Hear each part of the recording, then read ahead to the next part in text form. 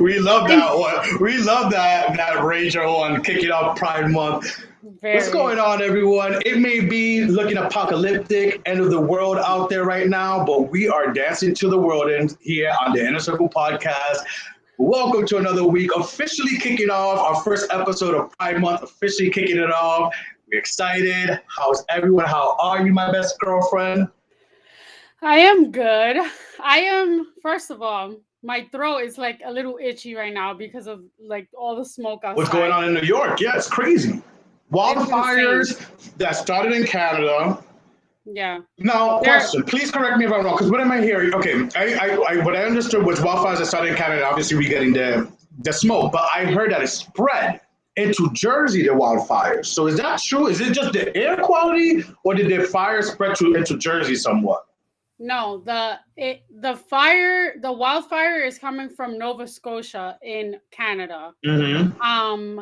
The city over there has it worse, but it smells like campfire, and the air quality is basically transcending towards like the New England slash like New York City area or New York metropolis area. I don't know.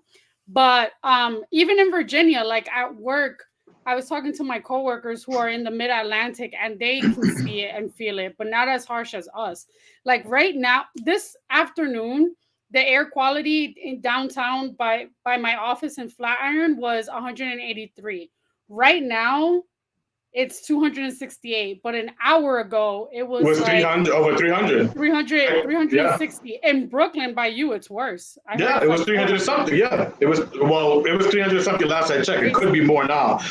Insane, and this started yesterday. But besides that, how was your weekend? I know Saturday we were together.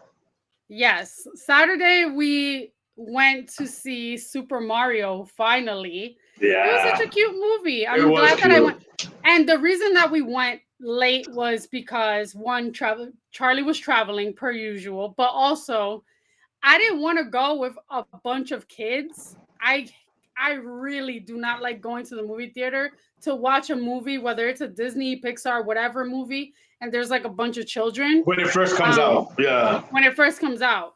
yeah, So we had literally had the movie theater to ourselves, and there was like yes. two other people, and it was fun. And we went with our other best friend, Ralph. Shout out to Other than Ralph. Shout out to Ralph. Other than that, my week has been good, but I feel like I am not caught up on sleep. I have not prepared anything for this weekend, which we'll announce in a little bit. And yeah, I'm just like, I'm going with the waves. But then at the same time, you ever seen that meme when the guy is like fire behind him and he's like, this is fine. I'm okay. That's how I feel. Yeah. Well, we're gonna make that special announcement what we doing this weekend on the after show. Oh, You're okay. gonna have to watch the after show to get that special announcement. But today, I mean, like I said, we're kicking off Pride Month, and what we wanted to do this month is highlight LGBTQ plus members, allies, to join us, highlight them, highlight what they do in the community, and just share them with the world and the special things they're doing. And today we kick things off with special guest Jomil Luna. She ready, so let's bring Jomil out. Welcome to the show. Welcome to the Inner Circle Podcast. She ready. I love it. I love it. Thank you guys. Thank you, Charlie. Thank you, Melanie. Thank you for having me on. I feel like the tables are turned, because I usually do the community spotlight, but I'm excited to talk about Pride and all the LGBTQ issues. And thank you guys for even acknowledging the work that I'm doing in the community. Of course. We're happy to have you here because Melanie and I, we discussed the show and direction and what we want to highlight and stuff. And I think, to be honest with you, and there's no BS, this is in the 3 years we've been going, we were talking about how we've been doing this for 3 years before the show. In the 3 years, this is, I think, the topics and conversations we're going to be having today is the first time we've gone that route and really gotten serious. Yeah, we've touched on things, obviously, in the 3 years, but today we really going to, educate and highlight all those things. So we're excited to do that with Jomil. One thing that I do notice, like last year for Pride, we talked about music. We talked about Mm-hmm. probably, what else did we talk about? We talked about dating and relationships in the LGBT community, but we never touched serious subjects. Absolutely. And we're excited to do that with our guy, Jamil. So welcome to the show, man. Like, let's get to know you. There's a part, let's get to know you. For the people out there who may be listening to this after or watching with us live or just catching up after listening, I know you're from Jersey, but tell the people, who you are and what you do. Let's get to know you. Yeah. I'm gonna go back to the basics. Jomil Luna, born and raised in Camden, New Jersey. For people who don't know, that's one of the hoods of the hoods of the Northeast. It's like the little mini Bronx Not of the Patterson? Northeast. Yeah, like Patterson, the Bronx, Camden, But one thing that I have to say about Camden is that it's a place that made me street smarts, and I got my book smarts from school. So I think that kind of encompasses kind of like my personality. I'm a person that I like to be about all that life. You know what I mean? I like to be as educated as I can be. I like to know, what I'm talking about. That's why I always say, she ready. But at the same time, I know that people's lives are real. And at the end of the day, that's why I feel like I bring that, like I take it to the streets mentality. I know what you're feeling. I know where you come from. Like I see you, I feel you. And I think that's what I bring to my community work. So then I'll fast forward. Puerto Rican, went to college in New Brunswick. I went to Rutgers. I got my master's in public health after that. And I've been working in public health, thankfully, my entire career. Pretty much I've always worked in healthcare, but HIV work is what is really, what has really propelled me to do a lot of the community work. I know you guys will probably get into this, but I am myself HIV positive now, going on 18 plus years. And it wasn't every day that I was so open about it, but I feel like living in my truth has propelled me to a different level. And I love what I do. I work for AHF, where I help prevent HIV by providing people with the tools they need, to linking to PrEP services, PEP, getting HIV tested, but also, just sharing my message, and letting people know that they're not alone and that they have resources. And in a nutshell, I think that's kind of like who I am. That's awesome. That's Now, awesome. you said 18 years in this field, and I mean, most of your career in this field, and then you say you've been HIV positive 18 years, and you're living and you're true. Again, in the gay community, it's there's people living with HIV, and it's hard. It's hard to live in their truth. What was it for you that just made you like? Because it's hard for some people. Mm-hmm. What advice or what were the steps or what were the maybe mentors, whatever maybe it was, a catalyst that just put you in a place where you were comfortable and just free to just live who you are and admit your truth without, the fears of, listen, we're already gay men to begin with, and the fears of being shunned from the world and hated. So with that added within our own community, what were those steps? Like, what was it for you to like break free from that? Yeah. So it was a couple of things. But I think seeing other people in my community share their story and be so open about it, and kind of like taking their power back. And I said to myself, oh my gosh, like I'm tired of living in fear. I'm tired of having to explain over and over again, to the community, to my partners, to whoever. I'm tired of hiding. And I think that that's the biggest thing, is because I was stunting my own growth by hiding, this part of myself, that it wasn't necessarily for me. I wouldn't say it was like my entire identity, obviously, right? But it was a big part of me, especially, with my romantic partners. So once I started to kind of like be more honest about it with like friends and family, and once I started to be more honest about it, with my partners, it got easier to tell my partners along the way. Like maybe I would date, and then I would date them for 6 months. We would have safe sex, and then finally I would tell them. And then it went from that to like 3 months to like 2 weeks, and then finally, I'm dating someone now, and I told them the first date. Yeah, you know, and it's like you take me or leave me. You know what I mean? You take me as I am. You have to love me for who I am. You know what I mean? And I think that is the work that I've done all these years. And like I said, I really do think that there's power in hearing other people's story, and that's what I started to kind of like see, and I started to give back to the community in a different way, because I really do love to just give back, you know, in any way that I can. Like, I feel like my entire life's mission has always been like, how can I help my community? By either, and you know, Charlie, you know most of this because you've seen me online. I like to make people laugh. I like to make Yes. people happy, right? Yes. I am You're a very happy person. That's why I wanted to have you here too, because Yeah. you have this energy, like, and just like this unapologetic, just carefree, happy, funny. Like, you really do have that energy, and I really do enjoy when you pop up in my timeline, because it's like, that's what's up. I really like. Even for myself, I've been told I'm serious. I could be a serious gay and stuff, and then I look at someone like you, so uninhibited. I'm like, I want to be a little more like that and a little more free like that. I am free and fun, but like, I just love your energy, and I love it. Thank you, thank you. No, I appreciate it. I appreciate it. And at the end of the day, that's what it is. I want to I want to be the example. I literally, you know, I live my life by the example that I want to give. And I'm just like, you know what? Show people that they don't have to be afraid. Show people that they can also be themselves. You don't have to hide, and you don't have to, like, you know, stick to all these rules that you thought that you had to stick to by the time that, you know, I always use 30 as the marker, that by the time you were 30, you had to like get married and have kids and all this stuff. Like, I'm Yeah, gay. Like, I still want kids and when I want to get married, but not necessarily by 30. And it, you know, it happens when it happens. You know what I mean? absolutely. And Amen. right.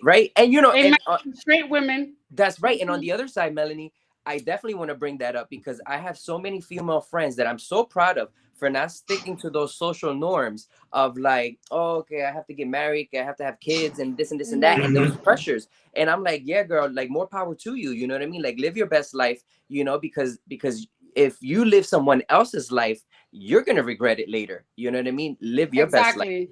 And I Mm-hmm. think the I feel like where we, the LGBT community and like women, they coincide is that there are a lot of pressures on us, and there Mm-hmm. are a lot of stigmas, and like people have these like misrepresentations of us with women. Oh, your biological clock Clock is is ticking. ticking, you Yeah. have to have kids by like a certain age, if not freeze your eggs. And it's bullshit. I don't think that that's right. And as far as like in the LGBT community, back in the day, people were like gasping if they saw two daddies having adopting a kid. And Mm. now with the whole with surrogacy was just approved and like New actually York, happening in New York for not that example, New long York. ago, like Yeah. three or 4 years ago. Hmm. So there's a lot that needs to, like, there's progress. And this is what I was going to ask you, Jamil, is Yeah. do you feel the HIV AIDS awareness that you had and the like education you were given when you first found out about your status 18 years ago, is it the same now, or do you feel that it's way different? Has You it know, advanced? believe it or not, I see hundreds of young people that have been diagnosed in recent years that I've helped, help them deal with their diagnosis. They come to the office, we link them to care, but I see the look in their eyes, and I had that same look in my eyes. And it's definitely the same stigma and the same fears that existed even since the beginning of the epidemic, right? Mm-hmm. It's the fear of your family, your friends, nobody's gonna love me. It's the mental health, really, that I think Yeah. people are struggling with, because what we tell people nowadays is that HIV is a very manageable disease, right? Illness. It's something that it takes. Now we've gotten down to one pill regimens. Now there's even an injection. We're making it so easy for people to stick to adherence and just like live their best life. I mean, and again, going with the example that I want to be for my community, I want to show people that, yo, you can live your best life. Oh, and I have something for you. I have a few little things, show and tell things that I wanted to show you guys. So, speaking of this, so, I'm part of the HIV Starts With Me campaign, and it's a campaign that is elevated. It's elevating the idea of what HIV is, because people think that, oh my gosh, like HIV, you know, you're supposed to be like frail and you're in a hospital and you're gonna die with soon, blah blah blah, the right? sarcosis. Yeah. I You forgot know, the name of it. it's Kaposi sarcoma, right? Like the lesions of cancer and you know all these things. But no, HIV it does not discriminate, and it could be anybody. And I just want y'all to know that I am slaying HIV because that's what she does all day, every Yes. Yes. day. I seen Okay. that on your social. I see that on your social, and that deserves an applause, applause, Yes. applause. So just wanted to call attention to this because this is the idea behind this campaign. And I had seen it for so many years, and I saw so many of my peers be a part of it. And I said to the organizer of the campaign, I went up to him last year at the Black Pride Heritage Awards, and I was like, "Yo, Sheldon," I was like, "I want to be a part of this. Like, I'm ready. I'm ready to like live in my truth and let it all out." Um, I will say this, that not everybody was ready for me to do that. And I had a little bit of a backlash, and people were like, yo, you're really putting yourself out there. I said, you know what? It's my life. I'm proud to do it. I said, I Mhm. am a vessel for change. And that is the Mm, message that I wanted to portray, you know, that I'm a vessel love for that. change. And that's it. And I keep it moving. It doesn't affect me. If it affects you, then bye, girl, bye.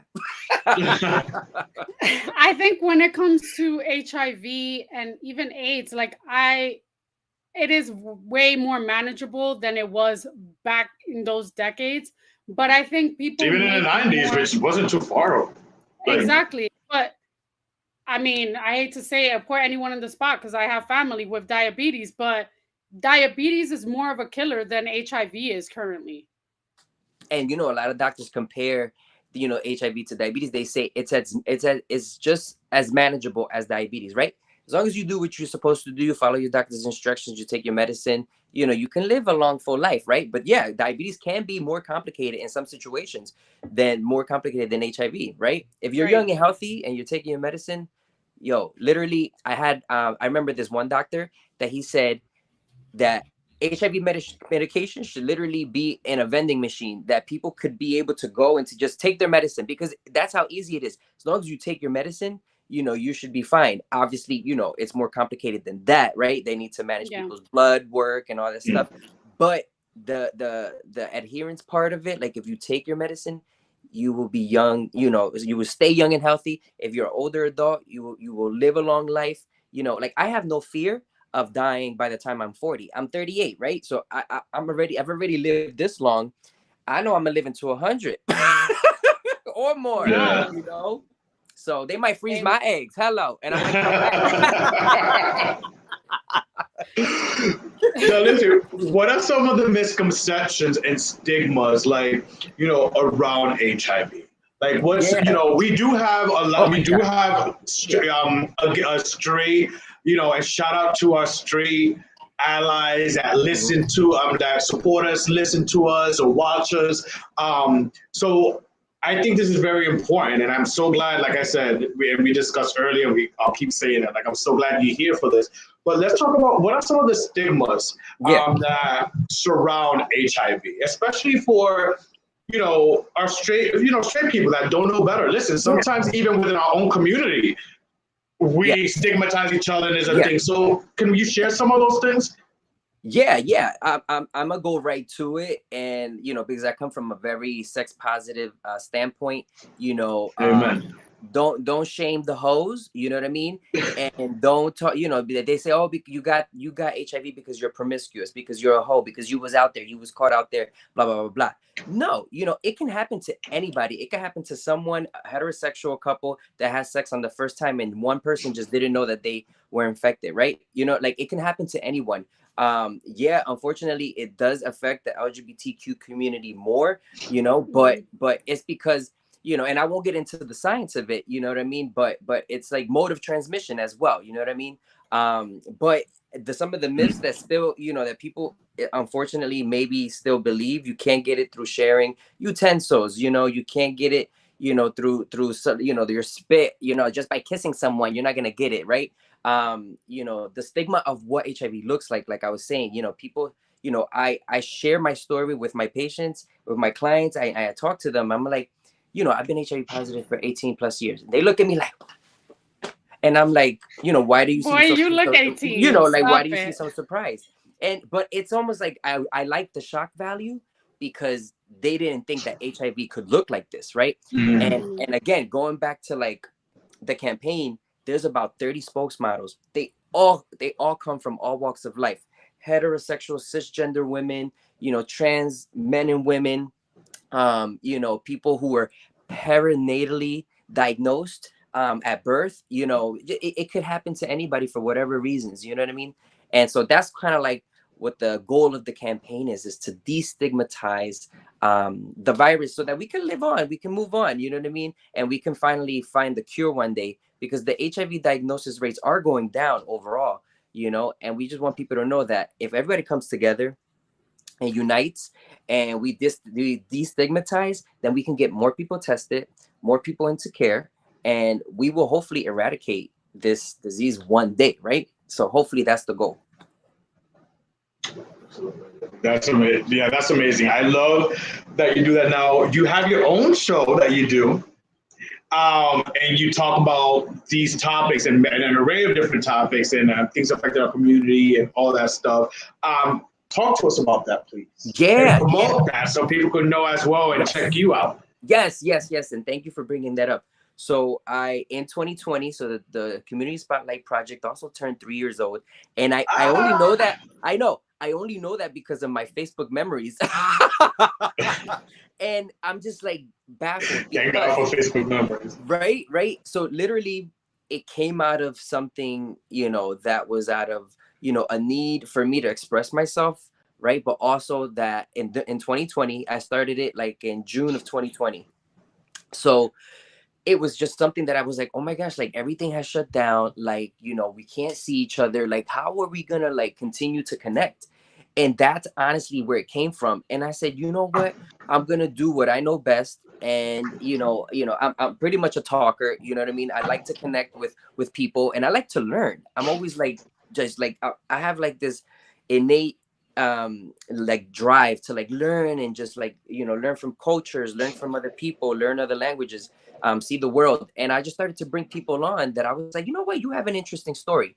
And then the real goal of it was how people could overcome their challenges in life, and everybody has a story. And I started to realize as I was doing it that there was a common like theme.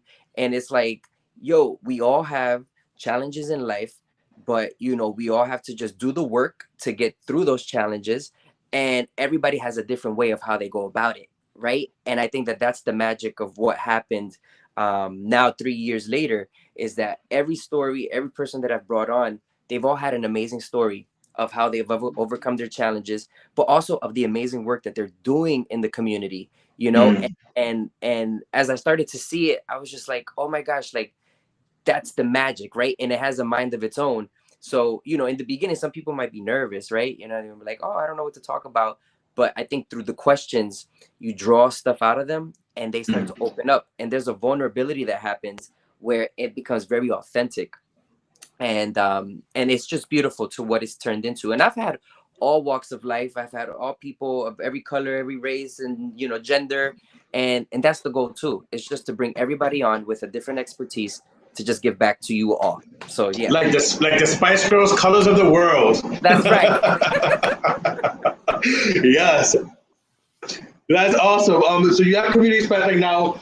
It's Pride Month, and there's so much going on with Pride Month. And over here in New York, where we are from, you're in Jersey. You're just there. You go. You're just across the bridge. But I still consider a pond, whatever. But that's still considered New Jersey right there to New York. So as it's kicked off, and we have all the Pride, all the celebrations across the boroughs and everywhere. But let's talk about, I know Bronx Pride is coming up like in 2 weeks, but let's talk about the Bronx LGBT Expo. Yes. Can you tell us a little bit about that? Yes. Hold up. I got a show and tell for that too. We love show and tell. Listen, I'm an educator, so I love show and tell. I was actually in the Bronx today putting these signs up all over because we're advertising. It's June 15th at Lincoln Hospital from 12 to 7. on the thing it says 1 to 7, but I want people to get there early because color people time and Latino Color time, people time. Yes. don't begin there at 2 o'clock. The show starts at 1, so but this is the sign, this is the advertisement. Oh wow. All right, the Bronx LGBT Expo with vendors, music, food, and more. June 15th, Lincoln Hospital, 234 East 149th Street, Bronx, New York. So super excited. And let me tell you guys a little bit about the history. So unfortunately, a friend of mine and Connie Pacheco's, who's also the co-producer of the Bronx LGBT Expo, Jose Ramon, he died in 2021 of ALS. And I don't know if you guys know, but it's a very debilitating disease. And he got diagnosed in March. We knew about it from March 14th of 2020. And in 1 year, he just deteriorated and he died. And it's so unfortunate. But on a happy note, he created the Bronx LGBT Expo, and he created so many other things like the White Shirt Project.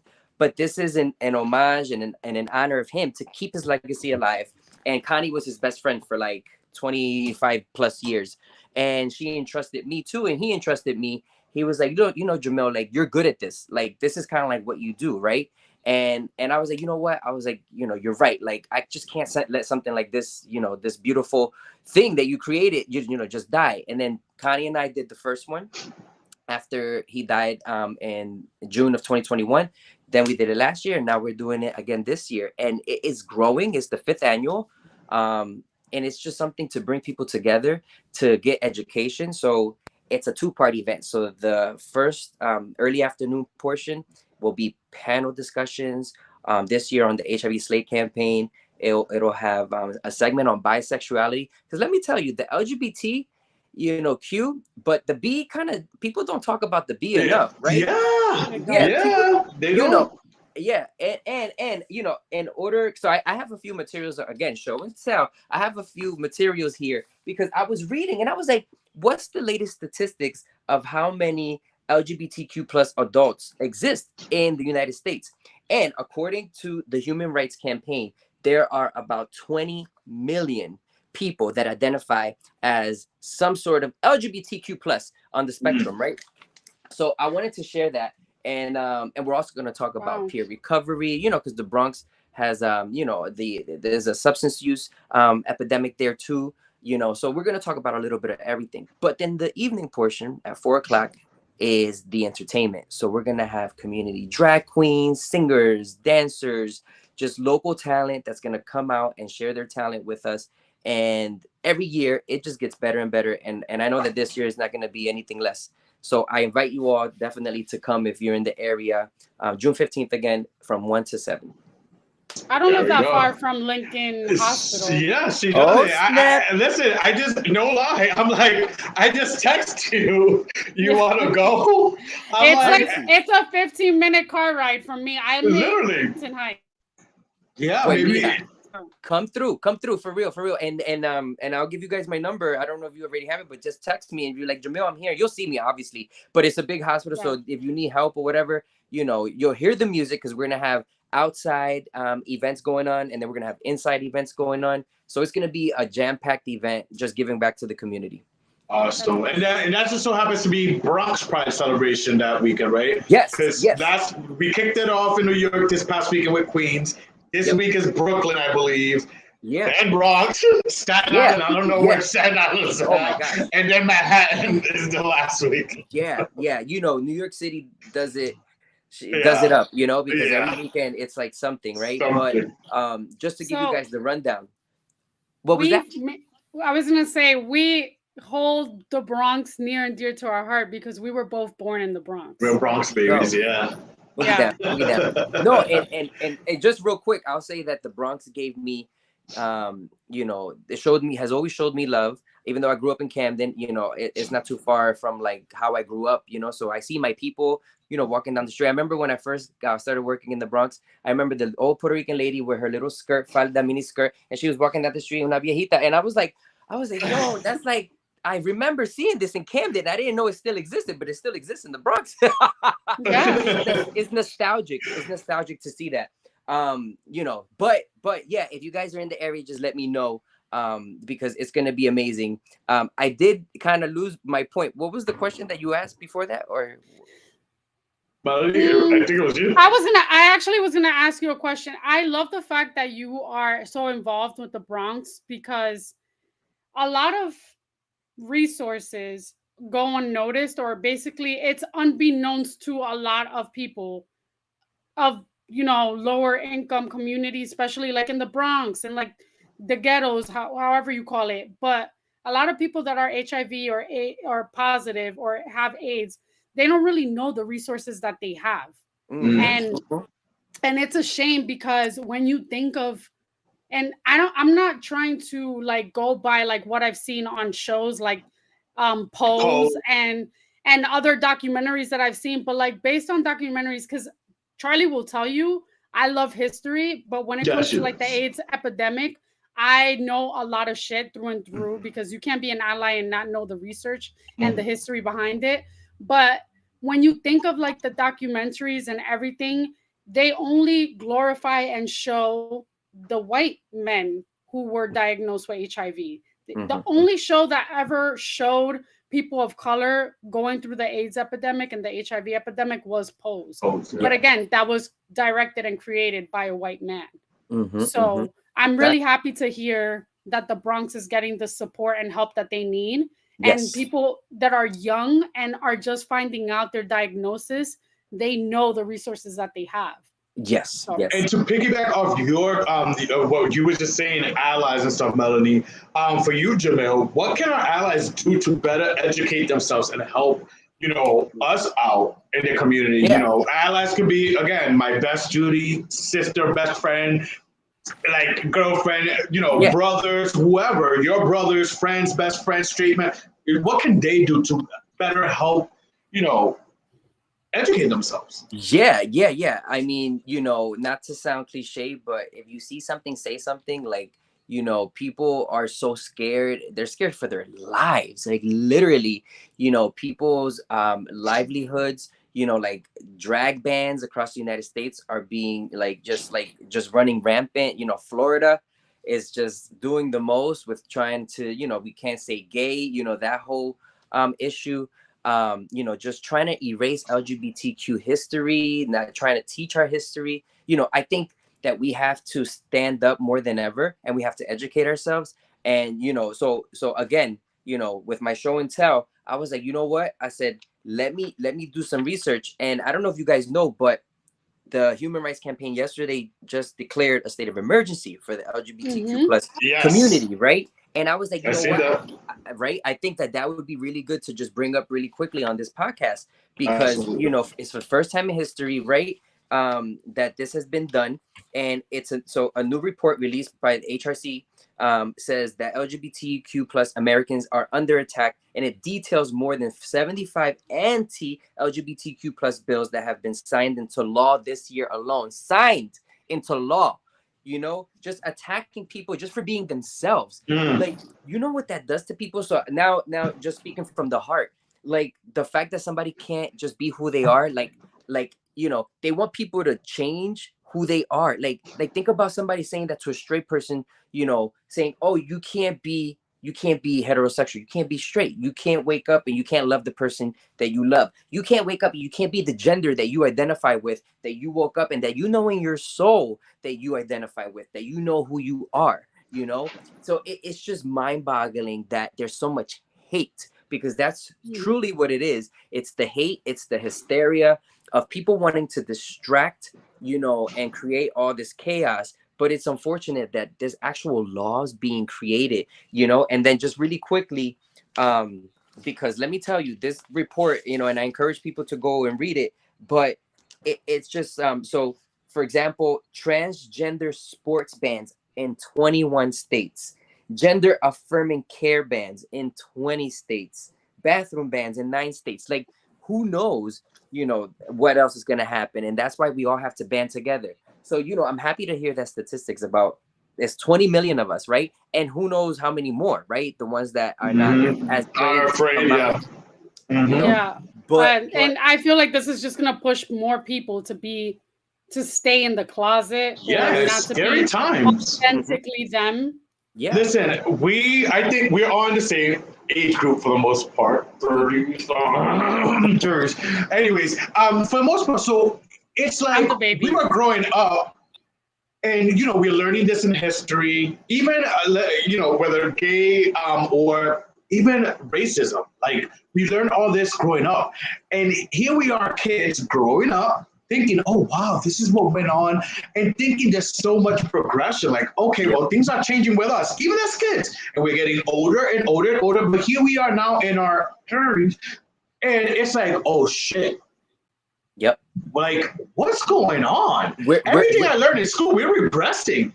yeah, Like, totally. They're trying it's to scary times. yeah, it's very scary times. They're trying to erase us, right?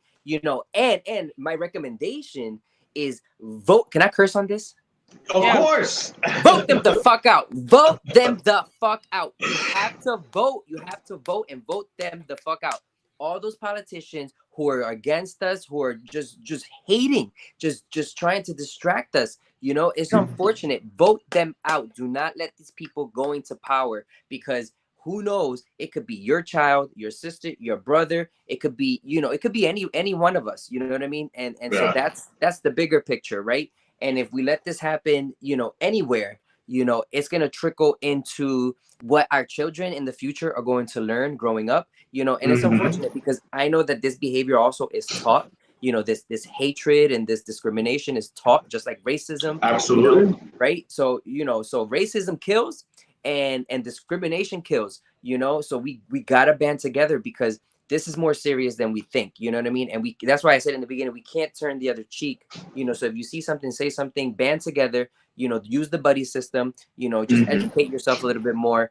I know I've heard people say, oh, but I'm not like the biggest advocate. I'm not this, I'm not that. You don't have to be the loudest person in the room, but just, do what you can. Click a button, support something. You know what I mean? Learn, educate yourself. Yeah. Also, just to piggyback off of that, you don't also have to be political.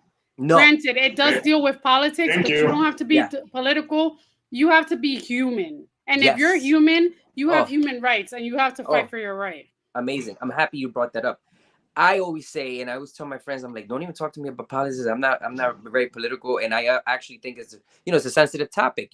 Families have fights over this. Friends have fights over this, right? but when it really hits home, because like you said, you're literally attacking human rights. The right to just be who you are. Like, you know what I mean? Like, you're not like, we're not, LGBTQ plus people are not waking up and going and attacking. Just, you know what I mean? Like, they're not, that's not a reality. Right. We're being attacked for just literally waking up and being who we are. And that's very, very unfortunate. So I'm happy that you brought up that point, that you don't have to be the most political person. You just have to be human and have some sort of a heart. Come on. And empathy. Empathy, yes. And that's why she's my best friend. She's a real best. But speaking of all these laws going into effect and stuff, I am happy to this huge victory win for the LGBTQ plus community, right? In our rights. Tennessee judge has thrown out the state's archaic drag ban. Back in March, Republican Governor Bill Lee UAC signed a Senate Bill 3 Adult Entertainment Act into law, making it the first state in the U.S. to ban public drag queen shows. However, before the archaic law could go into effect on April 1st, Judge Thomas Parker issued a 14-day temporary order blocking the legislation, which was in response to the LGBTQ plus theater group Friends of George lawsuit against the state.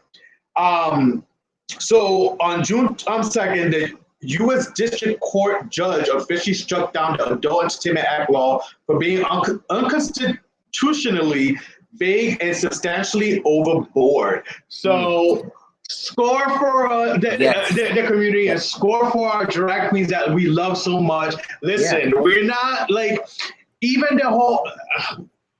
I'm trying to censor myself here because I had this conversation with someone who was like, well, I have nothing against drag queens, but it's like them going to our schools to read to our children. Let me tell you something, and I've said this on the show, I think, before. Listen, we're not trying to push ourselves to go to school to read to the children. Just like a basketball player or a retired basketball player or a football player, an athlete, whoever goes to school to give back and read to kids, why not a drag queen? We're not there to push our agenda or teach anything. If anything, it's like if I was a kid and I looked at a drag queen comedian, I would look at it as something magical as a little kid and They are. as kids' eyes. Because kids are innocent. Like you said, Jamil, it's taught. Hatred is taught, fear is taught, etc. So this is a huge victory, and I'm so glad because we've had guests on the show who are support us as or me as a gay man, but have their views on drag queens, and it's like, well, wait a minute. We're not trying to or that we're trying to go to schools and shove down, our things to children. No, we just, they're just going to read. So I'm glad this happened in Tennessee. And speaking of drag queens, I know you're a huge. Well, first of all, what do you think about this before we begin to drag talk? So Jomil Luna also sometimes, he becomes Cha Luna. So I do have a drag persona, but I wanna bring more attention to the real queens in the community who have been doing this for so many years. And I want to say this, and I want to say this boldly, that drag is art. Drag is art. It is an art form. It is entertaining. It is beautiful. And something. It's theater. It's theater. It's all of it. And it's an escape. Isn't it right? And so I think Drag Queen Story Hour has been created, and I think it has just done wonders for children, and I think wonders for parents who just want to expose their children to the future. Who knows? That child may make a choice, to come out to their parents either at an early age or later in life, but maybe that Drag Queen Story Hour made it a little bit easier for that child just to express themselves. And maybe it made it a little bit easier for the parent to just open their eyes and be more educated, about what the topics are, about, just visibility, and visibility counts, right? And I think that's why sometimes like these things, you have to put it in people's faces. You know what I mean? Like people are complaining like, oh, that why we gotta have Pride Month. It's necessary because we don't have equal rights. And until they have equal rights, you know what I mean? Like it's necessary. Visibility is necessary. Just like the reason that we march on Washington for civil rights of any kind, you know what I mean? We have to, because we're not being treated the same. And right. I think across the board, you know what I mean? People just are fighting for equality to be who they are, just to have the same rights as everyone else. And that's what's being attacked. And unfortunately, so drag queens, we need more of them. I love RuPaul's Drag Race. Let me tell you, I think it changed the world. Yes. And I think, maybe, some politicians actually kind of like it, and they just afraid of how they're feeling. They're attracted to the drag queens. Behind the desk, they are. They want to be funny? They want to be the drag queens. I find it funny that we have these old men and old farty women making these policies and like considering drag queens to be like people that are dangerous, that are like so badly influencers. But I think that they're confusing it with cross-dressing and being a drag queen. There's a difference with cross-dressing, and I looked up the definition. Unlike the secrecy of cross-dressing, in which the attempt is to often pass as a woman, being a drag queen involves performance. That's why I said theater, whereby the intent is undoing of gender norms. It's basically giving a big fuck you to gender norms. And it's not, I don't see drag queens. Why is it okay for people to make movies like Mrs. Doubtfire with Robin Williams dressed as Tu Wong Fu, or Tu Wong Fu, and all these drag queen movies, and everyone finds it so comical, but when someone's doing it for a living, it's like they're public enemy number one. It makes no sense. It makes no sense, and people are offended for some ridiculous reasons of like, oh my gosh, like, no, it's not harming you, it's not harming anyone. I think people are uneducated, and whatever they don't understand, there's like this fear of what they don't understand, and so because of that, it's like, oh, not me, not in my backyard, I can't be associated with it. And then of course it translates that they're saying, oh, but you're shoving it down the throats of our children. No, we're just trying to educate and expose, your children to the world that we really actually live in. You know what I mean? Mm-hmm. And I think, if you are just all encompassing of what the world really looks like, which, we live in New York City, right? Which is a melting pot of so many beautiful things, and thank God that New York is a gay mecca. A lot of people come here from all around the world because they can be themselves. It's the reason I came up here from Camden, New Jersey, because I was like, I want to be gay.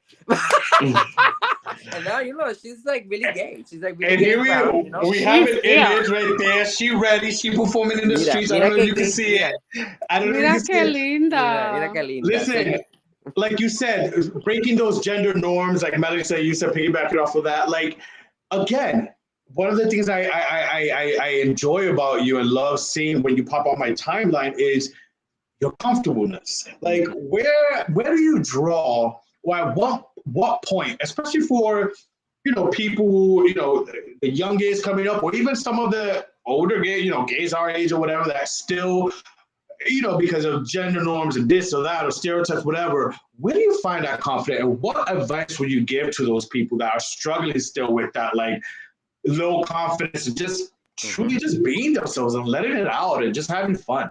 Yeah. Happy right here. That looks hella fun. So that actual picture was when I was Mr. Latino for the Latino Commission on AIDS, and I walked in Pride that year. So that was me as the reigning king, I think, that year. So that was at Gay Pride in New York City, and I felt fabulous. I felt like You it look was me, fabulous. right? Yo, like, let me tell you, Javier Munoz actually made that outfit, so shout out to him. But yeah, it was just me regaining my power, taking my power back. So again, it's like we're so fearful of being who we are, but then if we have the opportunity to celebrate who we are, there's just something that happens. There's a magic that happens. And I think the progress that happens within ourselves is the most important thing. Mentally, physically, emotionally, we just become more comfortable. And I think that that's what people are seeing of me throughout my progression as a community person. You know what I mean? They're like, oh, wow, Jamil, like, we didn't know who you were back in the day. You know what I mean? Like, maybe we knew you were kind of like wild and crazy. Hello, ladies and gentlemen, people of the world, like all this stuff. But now they see, I think that it was all for a purpose, you know what I mean? And it was like me just trying to like be myself so that other people could be themselves. I think where that draws from. So throughout my life, I've had a lot of catchphrases. So it started with my grandma. She used to be like, "Ay caray, Jesus." So then in college, I started to use catchphrases as a way to regain my power. So I would walk into a room and I'd be like, "Jesus," and people in college, they were like, "Is your name Jesus?" And I was like, "No, it's just, And so I started to be known as Jesus. Then I got out and I was like, "Hello, ladies and gentlemen, people of the world. I have a message." Now I use She Ready because I like Tiffany Haddish. Yeah. And I was like, oh my gosh. I was like, this is brilliant. This is a way to regain your time, reclaim your time, and take your power back, right? So that's why I find a way to psych my own psyche out, my own mind out. Because I get nervous. I get nervous all the time. I just think that I just try my best to take control of my own situation. And it happens here. It literally happens here. So by me saying, hello, for the people of the world, She Ready, it's just me doing that. It's just me kind of like taking control of the situation so that I can be ready, even though I'm not always ready. Because nobody's always ready, sometimes I gotta douche, but she ain't ready. And wait, what is that phrase? Fake it till you make it. That's what you gotta do. Fake it till you make it. Yeah, but I like what fake you it said. till you make it. Even Rihanna said fake it till you make it in an interview that I saw her do one time. That's like an iconic.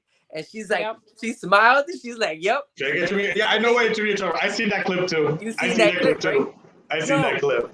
Everybody, we're all human. And I know sometimes we idolize, right? We idolize a lot of like celebrities and stars. But just really remember that, everybody's human.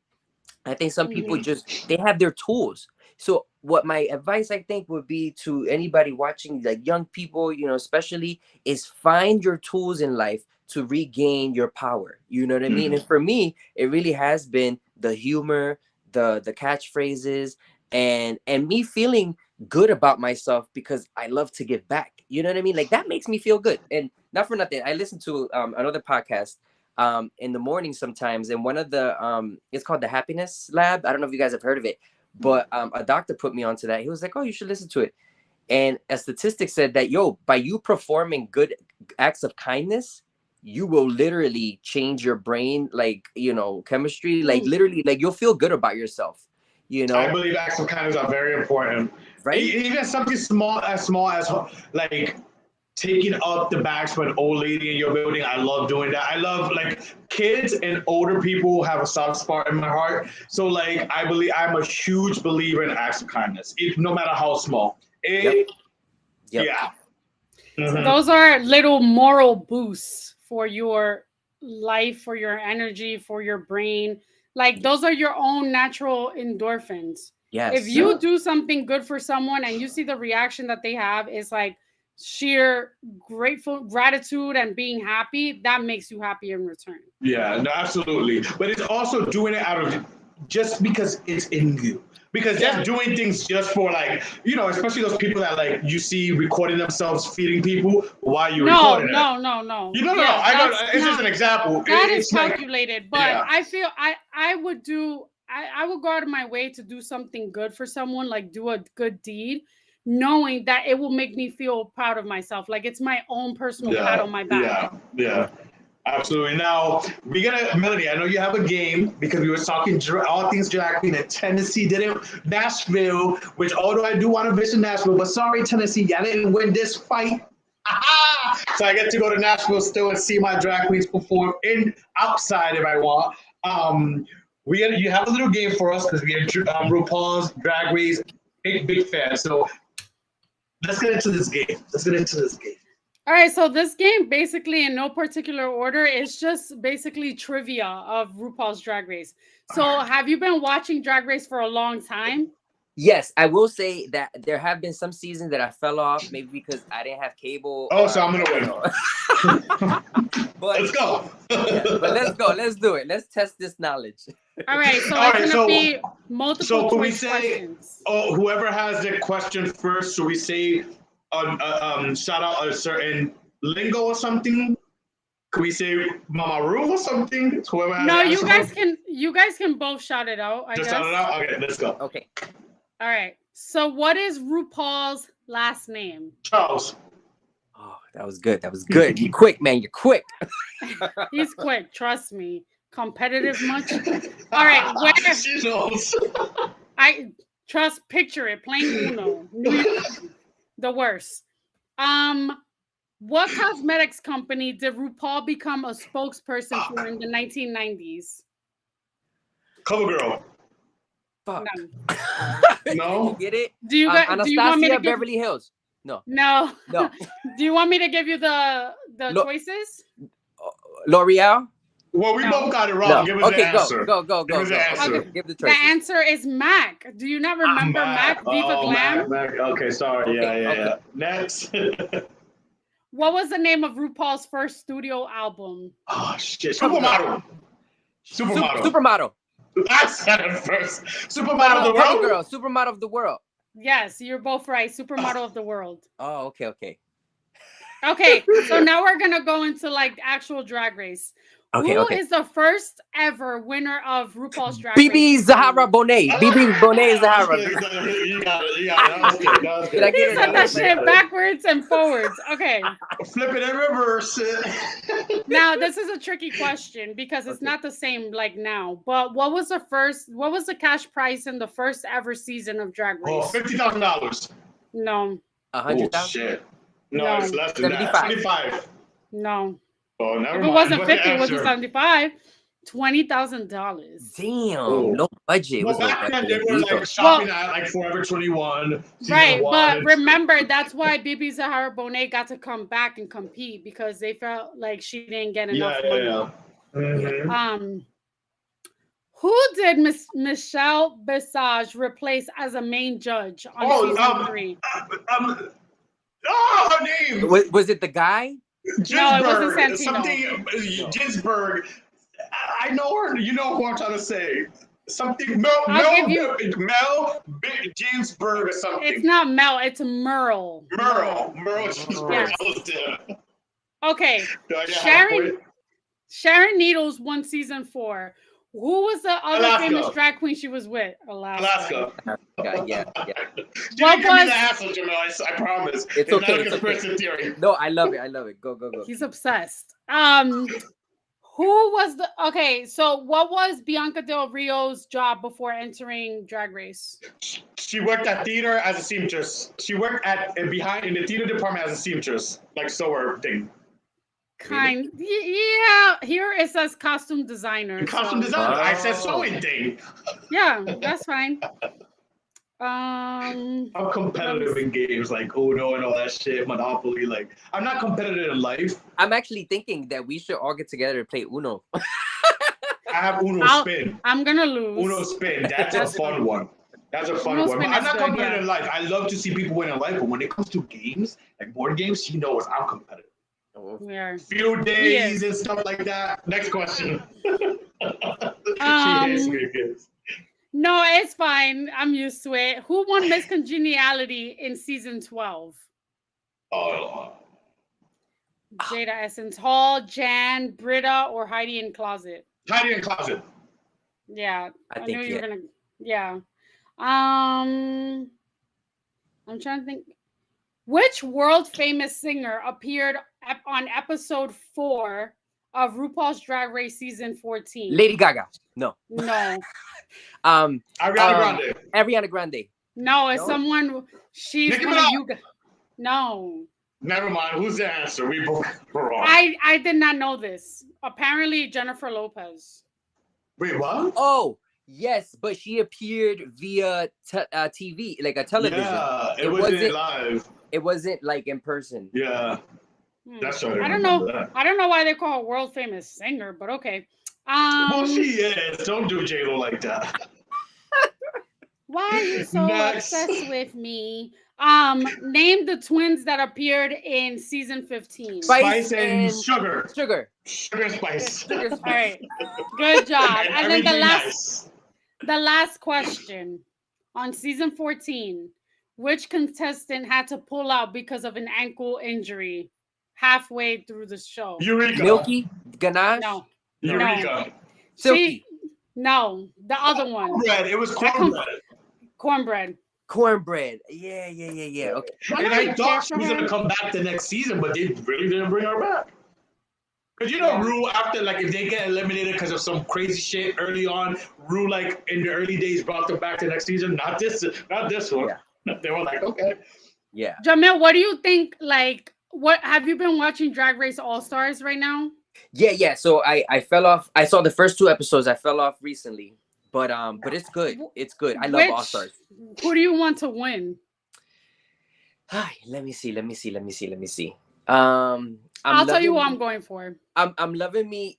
So because I'm a humorous person myself, I love me some Jessica Wilde. Any of the funny queens, like I love them. Yeah. So who do you like? So I was gonna say Jessica Wilde, but my favorite, hands down, is Jimbo. Yes, Jimbo. That is a true talent. Yes, and Jimbo is showing us stuff we've never seen before. Thank you. Like Jimbo is out of this world. This is the crazy Pisces in me. It's like the only reason why, like, I would say give Jimbo the crown, but I feel a little like, but it's because it's All Stars US. I feel so. I feel like okay, I get that. Ru obviously loves her. She was in UK or whatever versus the world, and now he brought her on to us. So obviously he loves Jimbo and wants to share Jimbo's talent, and especially for us in the US to get to know Jimbo. I say give it to Jimbo because Jimbo's doing it, but part of me feels like, but this is the US, so it's stealing from a US girl, like a Jessica Wilde. Like I have a soft spot for Jessica Wilde. So it's like when I knew the cast before it was announced, you know me and my little sleuthing. So I knew Jessica Wilde was on, and I'm like, Jessica Wilde for the win. But when Jimbo's showing, like you said, Jamil, it's like, even you didn't see Last Runway. I'm not going to spoil it for you, the last episode from last Friday, because you said you only seen 2 seasons. Mm-hmm. But her Last Runway that she came out this past Friday, I was like, this bitch is crazy slash brilliant. Yeah, Yeah. yeah, she really is. She really is. And I So, saw spoilers of the Snatch game, and Yeah. ridiculous oh, is funny as heck. I was So mhm. gagging. It was yeah, hilarious. hilarious. Listen, I think that RuPaul needs to create an all-star group or season of just Puerto Rican drag queens. Yeah. Oh my God. That would He There's be has so many. enough. insane. He There's has so enough many. Boricuas. Yeah, Yep. he has enough. But who won? No one won. Like RuPaul says, the Snatch game. He just throws it out. No, who won? Who cares? Yeah, exactly. There we go. That was That a was fun game. Now, really quick, since we're on the topic of drag. Now, a few weeks ago, maybe 2 weeks ago, Jamal, Evie Oddly came out speaking against, and Evie Oddly is season. Help me out, Melanie. Season 12, 11? I can winner. check. Yes, and she was also on All Stars last season. All the winners. She came out speaking against the producers, and when we say producers, 11. I Season mean 11. RuPaul is a producer creator as well. So I know she's speaking also against RuPaul and basically slamming the show for the mental health they put them through. mm, Basically, also came out and say like why um, that Rivi Ali feels that there's so many talented drag queens, and why do they need to have this seal of approval of a Ru girl? Meaning, why do we have to make it onto the show before us, the people, also respect them as our local talent drag mm, queens? mm. Now, when I seen this, I wanted to save this conversation specifically to pick your brain because again, you're in New York, one of the biggest meccas. We've produced so many drag queens that have showed up on RuPaul's Drag Race and Jersey. I mean, the talent. Who was the girl? The young one from last season from Jersey that went to Whitney, I believe, someone's school for the arts. You didn't like her. She was talented for a young girl. The Black Queen. Oh, Lux Noir London. Lux Noir from Okay. Jersey. So, unless they don't have a stamp or make the show, they're not really respected. I want to take I want to pick your brain Yeah. with this real quick. Do you agree with Evie Ali that like, why don't we support our local drag queens? Why do they have to first, make it onto the show before we glorify them? What's your take on that? Yeah, yeah. And I've heard this is a real topic and a real issue, and I've heard it from local queens. I haven't done drag for that long, so it hasn't been necessarily my sentiments. I'm just trying to put my foot in the door and give back to the community. But I have heard from other queens, local queens, that they're just like, they don't respect us like the way they respect the RuPaul Drag Race queens. And a big thing is that let's talk about pay, right? Let me tell you, from somebody who has literally been in the shoes in drag of drag queens, it is so much work. It is so expensive to really do it the way you really want to do it, right? And obviously, if you recycle or whatever, you could save some money. But for the queens that are really trying to like do this as a career, and give back and entertain, you know what I mean? It really takes a lot. So you gotta pay your drag queens, and everybody thinks like, oh, you make it look so easy. Of course, that's the point, right? You make it look so easy because it's your talent. It's the entertainment part of it. But it really does take a lot of work. The preparation, that's time. Yeah. That's time and money. The concepts, the ideas. Like usually for like I said, as a newer drag queen, I'm not gonna lie, like for me to do it like nice, my own makeup, my own hair, everything, like at least I would give myself like 6 hours and then also because I'm still a cisgender man, right? So if I want to really look fishy, then I'm gonna shave, right? I could use pantyhose if I don't want to shave my legs, but you gotta really do it up if you want to really do it right.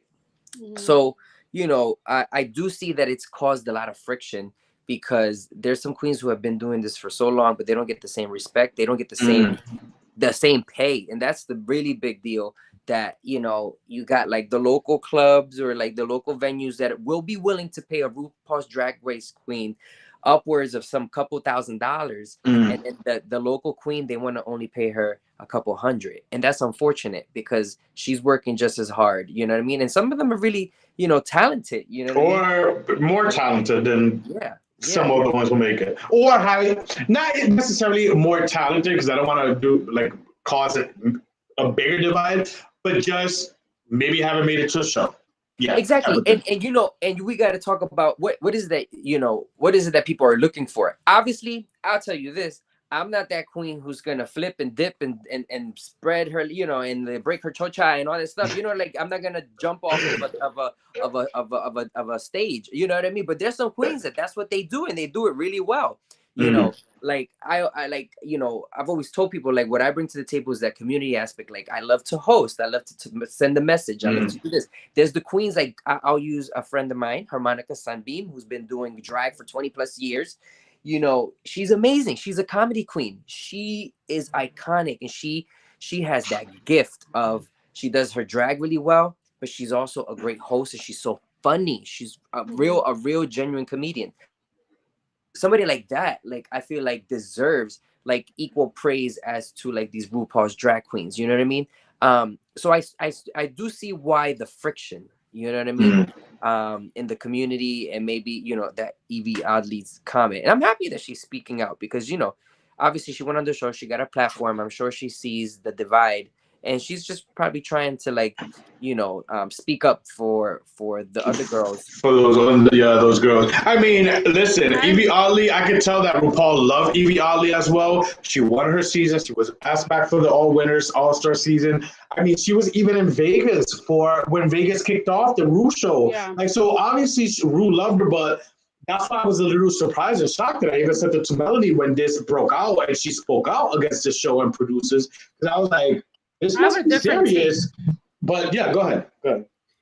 So Evie Oddly she's great at what she does, given her diagnosis with her ailment that she has with her body. But like, Evie has gotten in trouble before in the past for being super rude to like paying customers and to the meet and greets and stuff. I heard about and being that. So. like very difficult in the meet and greets, and like trying, like, people waiting for her outside for hours and her not wanting to take a picture.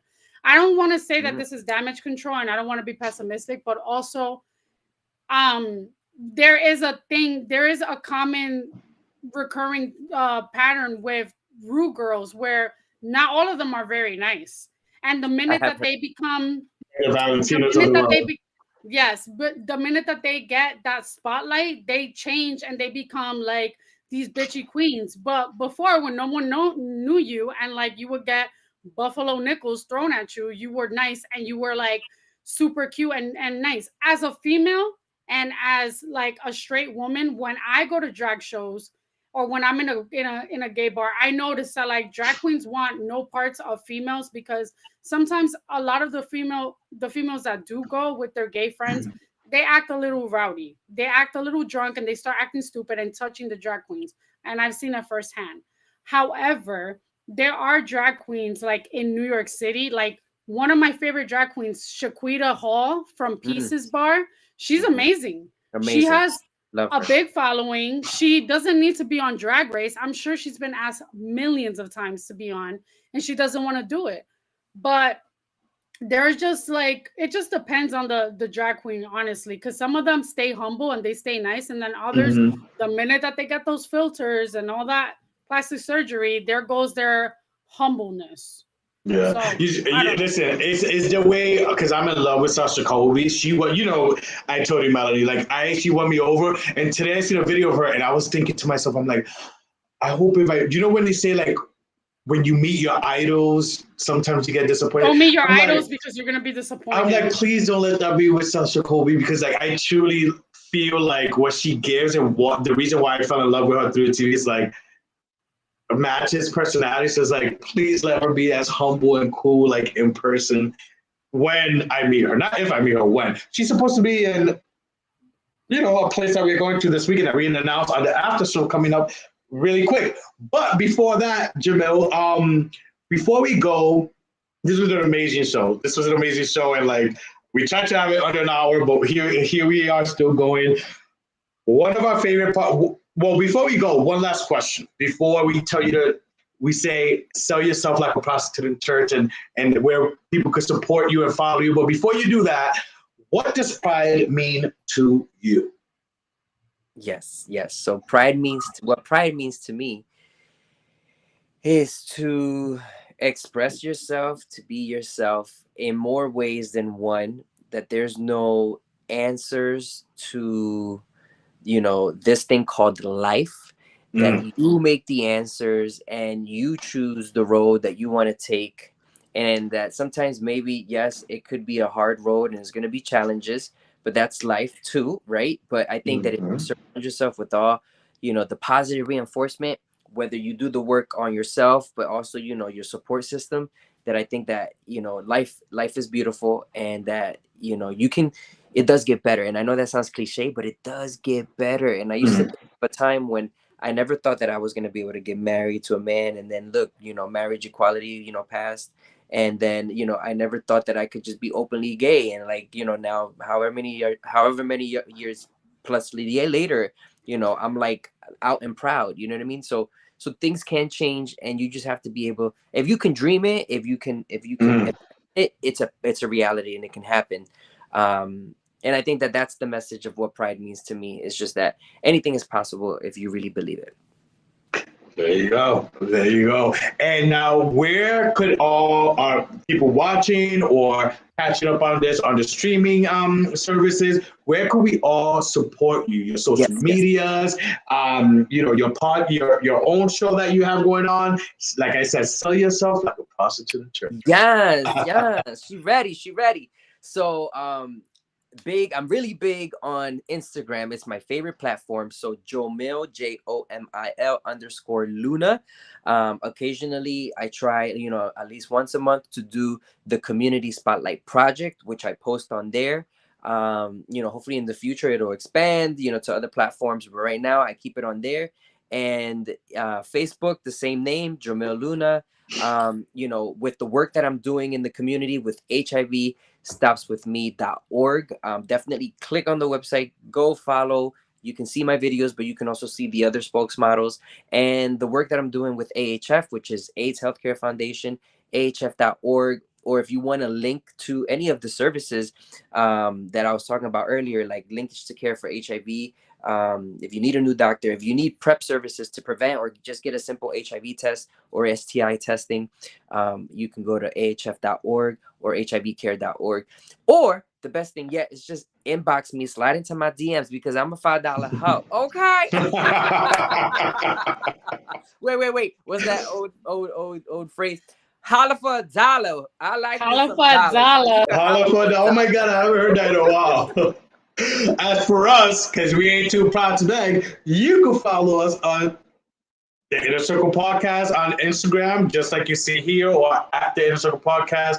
We on YouTube, we on Facebook, we on Spotify, iHeart, Google Podcasts, all your favorite streaming places. A like is free. A subscribe goes a long way. That's free too. So all those good things means a lot to us. Thank you so much. We appreciate you guys. And next week, we keep things rolling with our LGBTQ plus guests. I'm stopping by. Join us in a few minutes for the after show. We get a little naughty. We're going to pick Jamil's brain with some fuck, marry, kill. So tune in for that. And me and Melanie have a special announcement too. So you want to tune into the after show in like a few minutes. We thank you guys so much. Thank you for the support. And we will see you next week. Thank you, Jamil, so much for joining us. We are out.